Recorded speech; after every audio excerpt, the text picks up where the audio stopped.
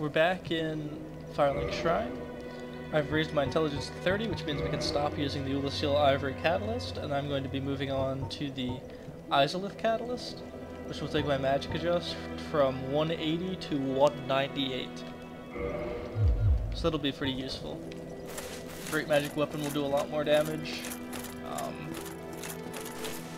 My great heavy soul arrows will do a lot more damage. Sorry, fool. Enough.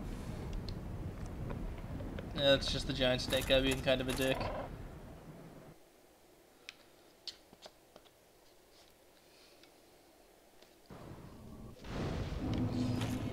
He's arguably a bad guy anyway, so I don't care enough to try to stay on his good side.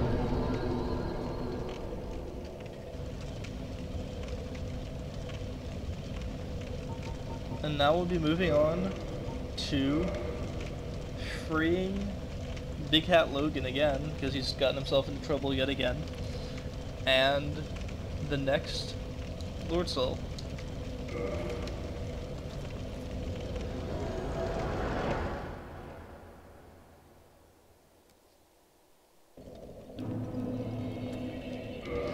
So if you can, I recommend that you go into this fight, this next little mock boss fight, with 1 humanity. And the reason that I suggest that is that the fight is rigged for you to lose. And if you lose the wrong way, you will get cursed. And it's easier to get cursed if you don't have any humanity whatsoever, so I usually try to use 1 humanity so that I don't get cursed in this next fight. If you have a rare Ring of Sacrifice, either you've found one or you've purchased one, because I believe one of the vendors in the game that does sell them. This next fight would be a good place to use it. So here's a wild boar, like the ones earlier in the game.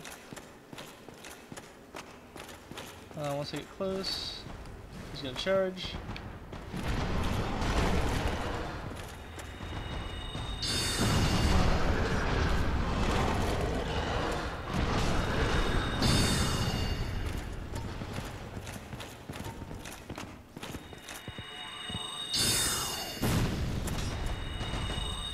Oh god.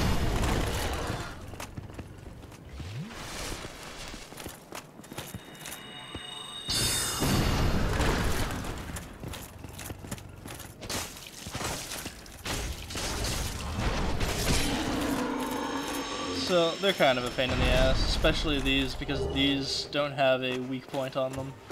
The other ones, if you remember, had a weak point on the rear. These guys don't.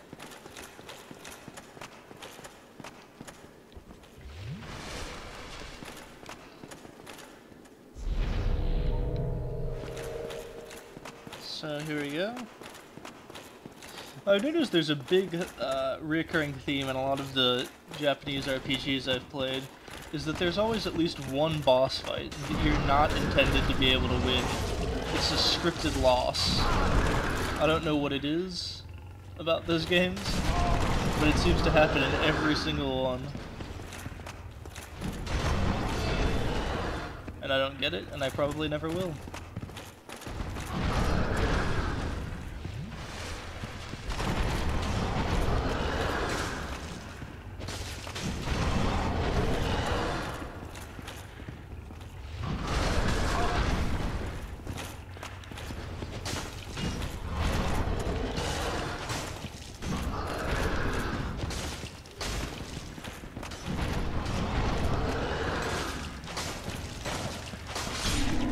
And he's down.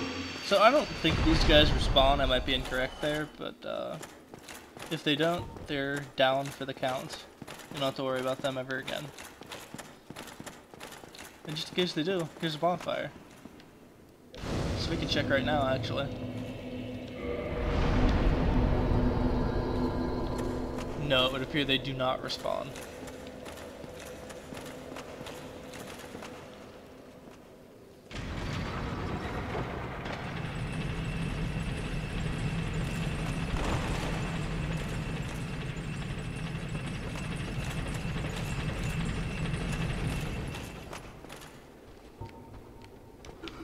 Oh god. So get some quick attacks off on these guys. They deal quite a bit of damage, but they're not very sturdy either, so they're not huge threats.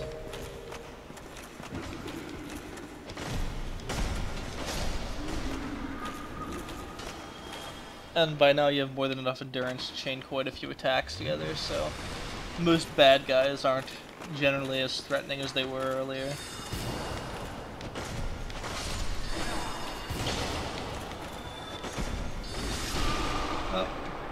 Important thing to note here, this place has sorcerers that do respawn, so these little guys that aren't really, they do a lot of damage but go down pretty quickly, they can become a pretty big threat simply because they can get a damage buff and then deal even more damage. All in all, a generally unpleasurable experience.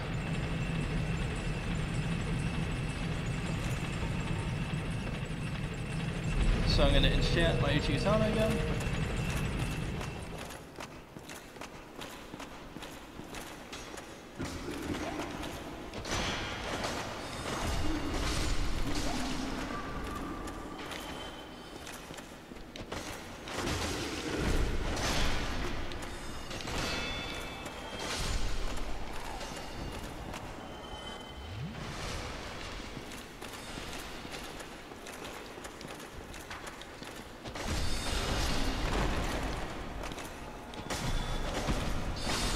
They're pretty easy to stagger though, so keep that in mind when fighting them.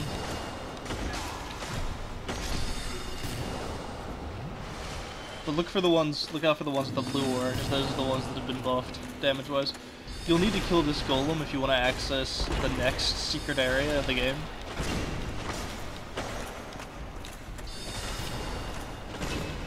And he looks like a golem is just kind of standing there and minding his own business. But he's actually guarding this broken pendant, which is the key to accessing the Abyss of Artorias, the next secret area.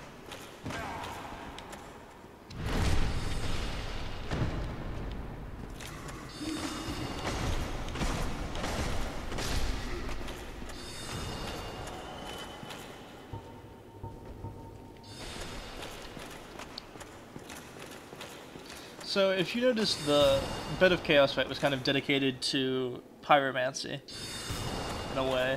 It was all fire and fire demons, and everything had to do with fire. This area has a lot to do with magic users. You rescued Big Hat Logan for the second time,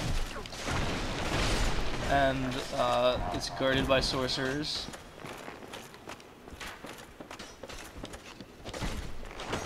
And it's presided over by Seath the Scaleless.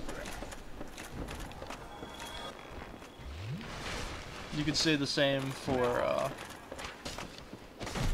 the catacombs area, and it being about miracles, because one of the boss of the area is Gravelord Nido, and Gravelord Nido, he teaches characters a very strong miracle. Well, not he, but his covenant that follows him.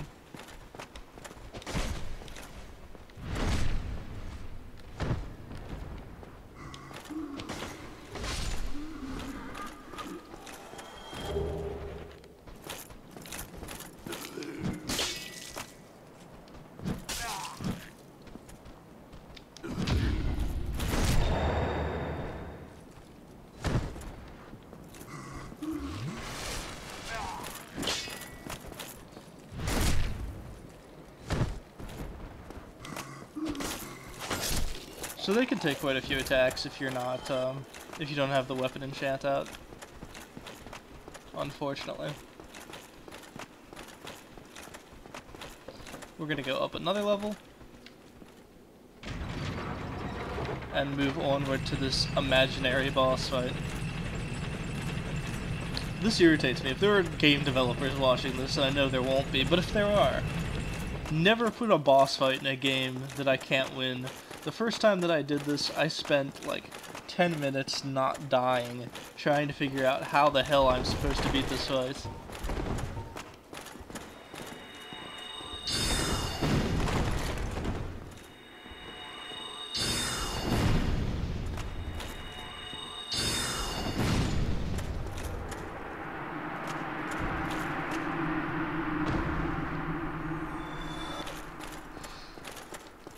And they give you all these souls too.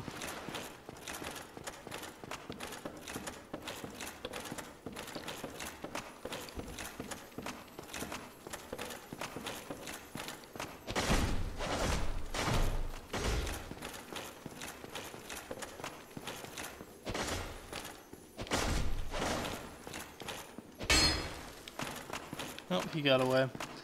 Sometimes they do. So we will traverse the lightweight and fight Seath the Scaleless for the first time, or Seath the Scaleless, depending on... I've seen it pronounced 2 ways.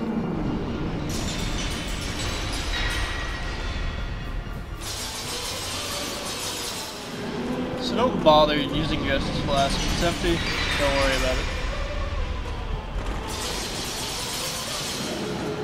Just try to avoid that skull getting maxed out, because that's what happens. If your skull gets maxed out, that means you're cursed. So you just generally want to avoid that. Your goal here is to die without getting cursed, essentially.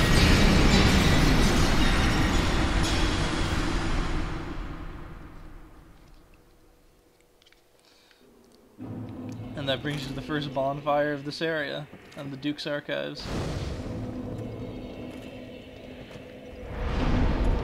Can't warp. This bonfire is cut off from others.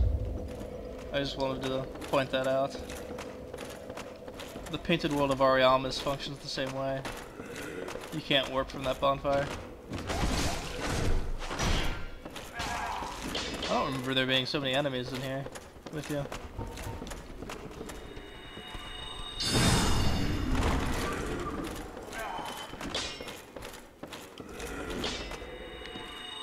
Apparently there were certain sections of this game that the developers had decided, oh, this isn't hard enough. It was hard enough. You did not need to change it to make it too much harder in Prepare to Die Edition. The bonus content was enough, I'm sure.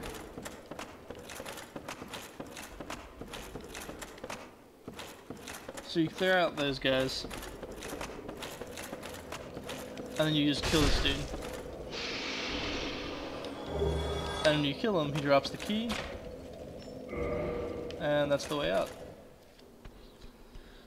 And they're going to sound the alarm, and it's super annoying.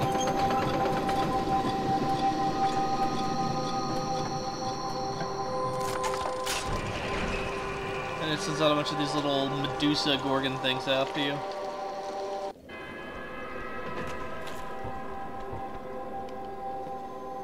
We're gonna enchant our weapon.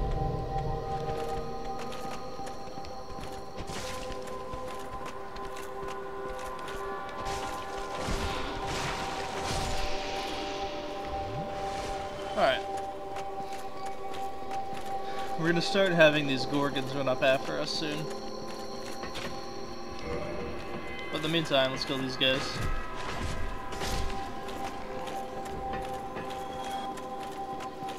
There's 3 of them. They have a very strong grapple attack, and that's it. So if you can dodge that, you're set. They take quite a bit of damage. So as long as they don't hit you with a grapple, you're gonna be fine.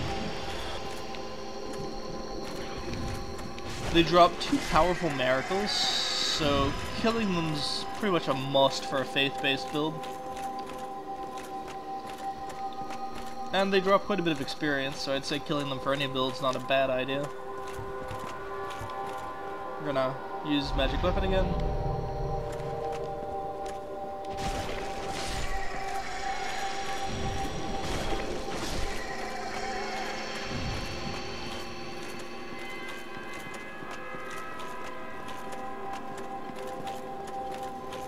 And there's 4 more down here, it looks like.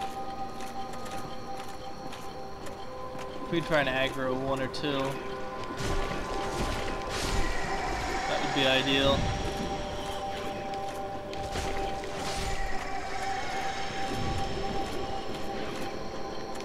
I feel like too many at once and you're asking for one of them to grapple you pretty much.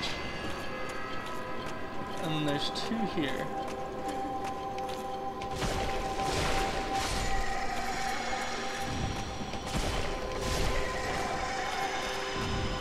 And they're the ones that are guarding the miracles, Soothing Sunlight and Bountiful Sunlight. Hello again. What a chance meeting this is. Alas, I'm imprisoned once again. I don't suppose you could stage me getting archives. Such a storehouse of knowledge, so close but just out of reach. The thought offends me so. I could simply die. As a student of the arts, So there's Logan. You'll rescue him later for the second time when you find the key. So wait 1 second, and I gotta fix this lag spike. Alright, I rested the modifier here real quick, and then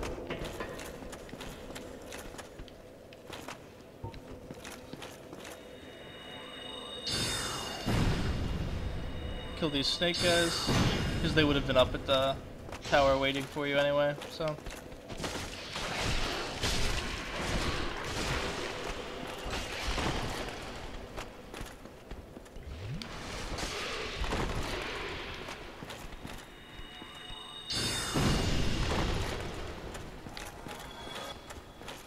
Everything seems to do tremendous damage at this point in the game, and that's really the name of the game. That's Dark Souls in general. Everything just does tons of damage. Hovels is one of the heaviest sets in the game. The only heavier protection is the Giant set.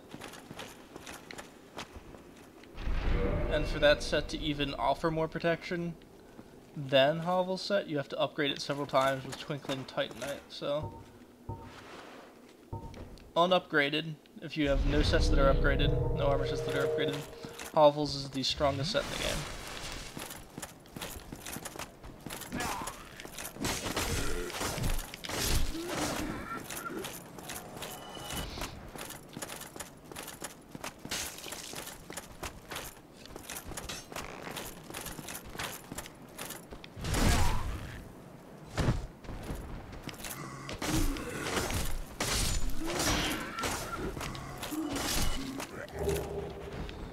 And just kill more of these skeleton guys. I think they're skeletons, crystal skeletons.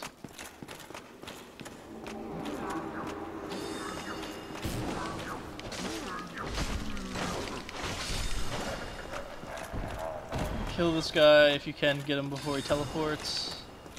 If not, you'll have to kill him later.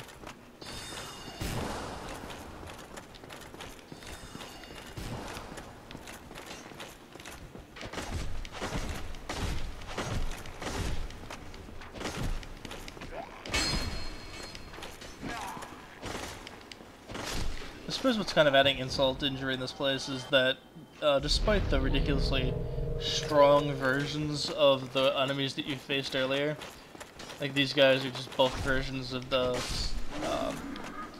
like the hollowed undead that you fight in the first few areas, and the snakes are just like the snakes that send sorcerers, but they do a lot more damage. Despite all that, you still have to survive getting spells lobbed at you by all these sorcerers, rather. So you have quite a bit coming at you. And then you'll rotate this staircase.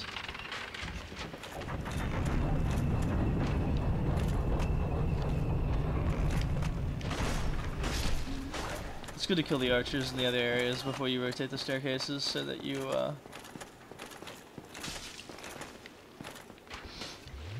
don't have to deal with them lobbing arrows at you while you're trying to move on through the area.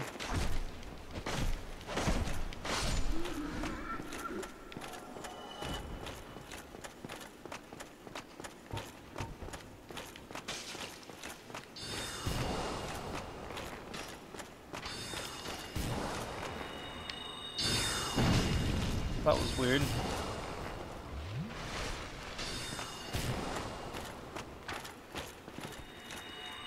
That's the other thing, is like sometimes lock-on won't work unless you're at point-blank range with the guy. That's kind of annoying because there are ranged abilities in the game, but the game doesn't seem to care that it contains ranged abilities. And now, gonna wait here for a second.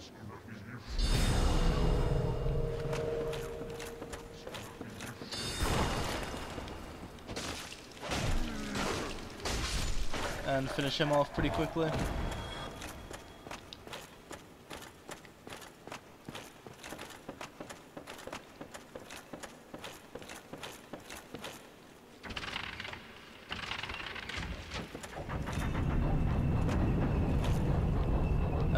get down to this area.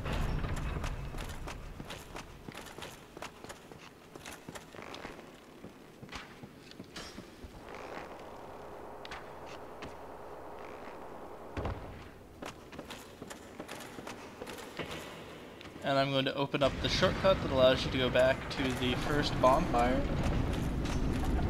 of this area, or the second bonfire of this area, the new bonfire for this area. And then I'm going to stop the guide for now.